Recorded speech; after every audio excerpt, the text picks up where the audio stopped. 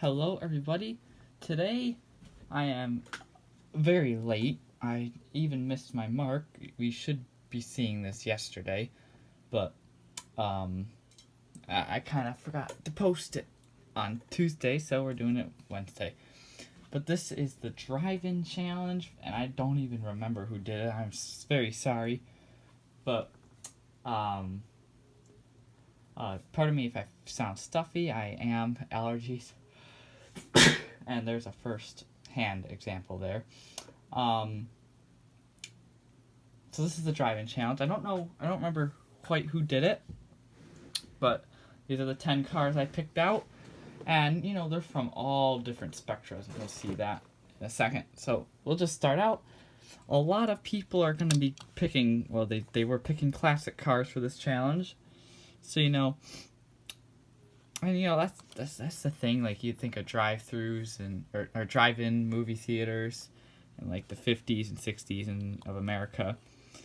And well, this is not an American car, but it's a 1969 Volvo. Very very nice casting from Matchbox. The what is it? The Volvo P1 800 S. Very, very nice casting, very nice details. So we totally take classic cars to drive-thrus, or drive-ins.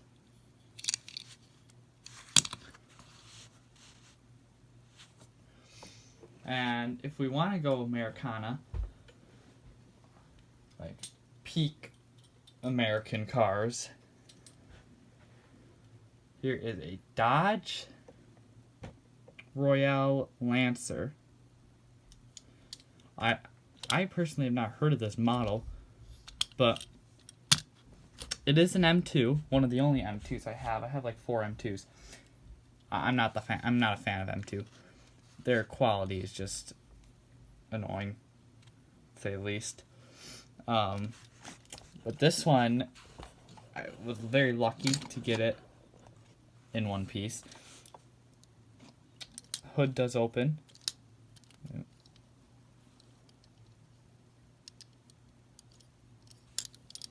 Same with the doors.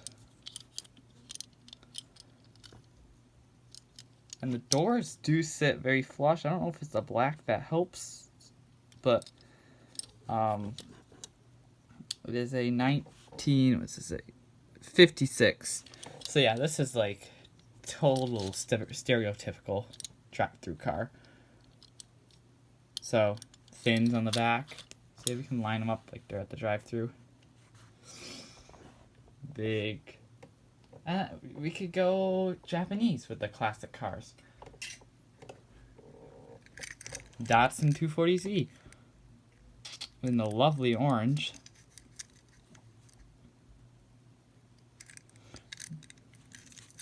This is the one that only had taillight tampos.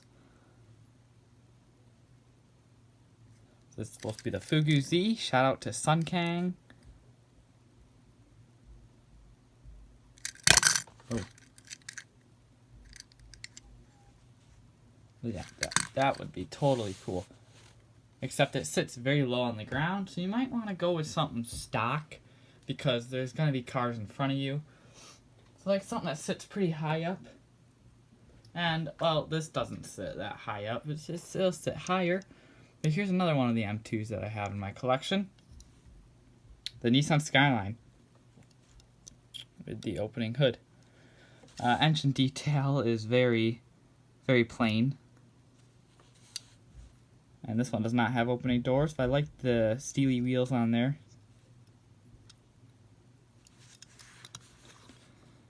Beautiful details on this casting. I don't think I've ever shown it.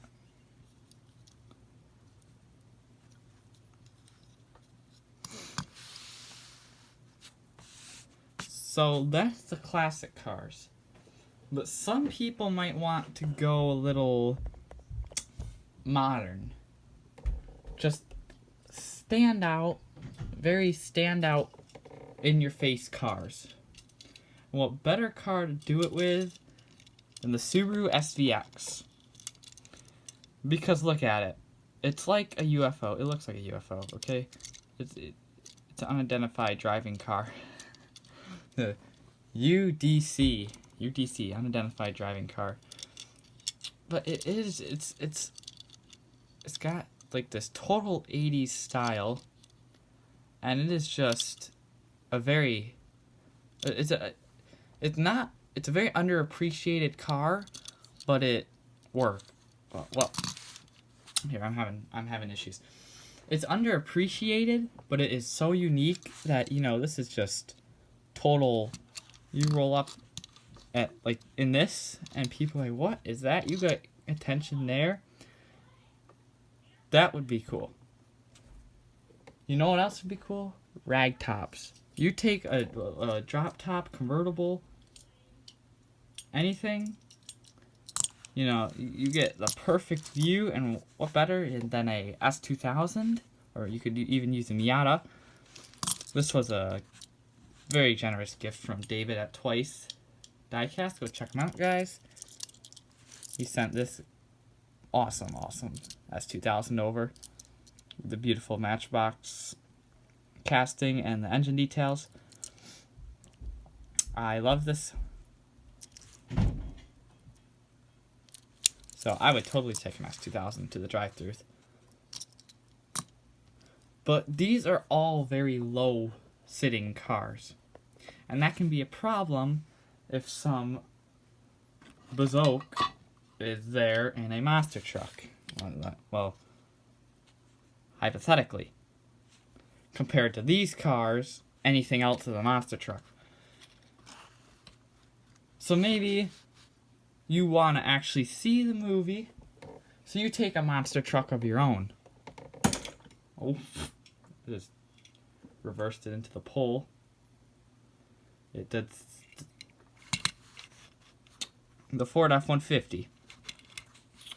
That way you can see perfectly over all the other cars and catch every shot of that movie, unless you go to the lobby. But this is the very nice Auto World F-150. That is prime moviegoer car. See right over everything.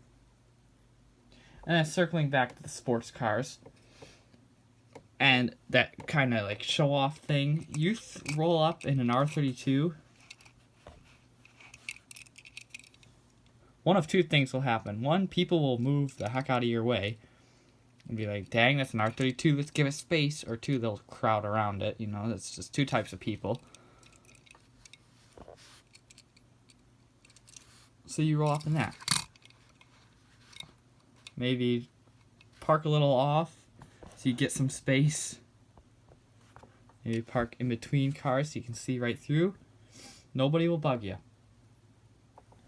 Until the VIP comes along with the Toyota Velfire. Now here is a completely different take to the movie-going experience. Get a luxury car, and now you got all the commodities. You can heat your seat if you want to. And you get this large front window, so you can also see every bit of that movie. Even it sits high up. You got that large window. You're gonna see that movie. And then the polar opposite of that large vehicle, you get a Toyota Crown. Not too large,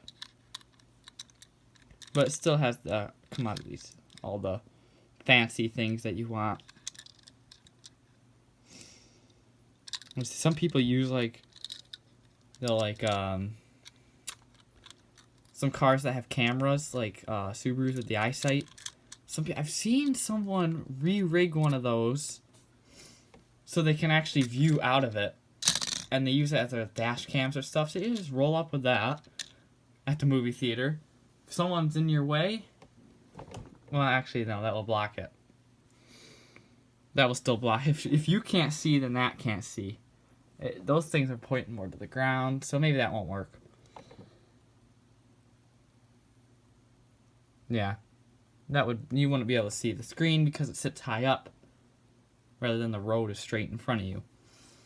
So that was a terrible idea. I don't know why I brought it up with the Crown in general. But there is the fleet that I'd take to the movies. Well, sorry, I forgot who started this challenge, but what's next? Tomorrow I'll have the cars made pre-1960. Well, we can't use that. You saw that. I'll find some other cars. Of course, I have tons. So, the pre-1960s challenge. That will be interesting. So that is it for drive-in challenge. Thanks for watching, and I'll see you on the next one. Bye.